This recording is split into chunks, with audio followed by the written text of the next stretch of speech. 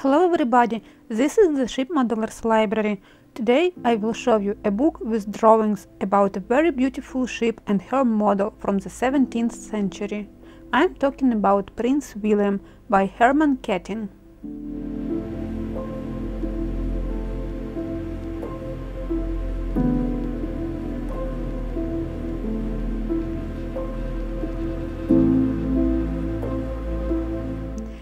The Prince William was built in 1649 to 1650 for the Dutch East India Company and made its first voyage in 1651.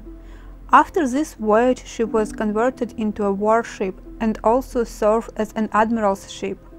Herman Ketting has restored and conserved a 17th century model for the Rijksmuseum in Amsterdam and, in connection with this, has devoted himself intensively to the East Indiamen of the 17th century. Based on his findings, he built a new model of the Prince William.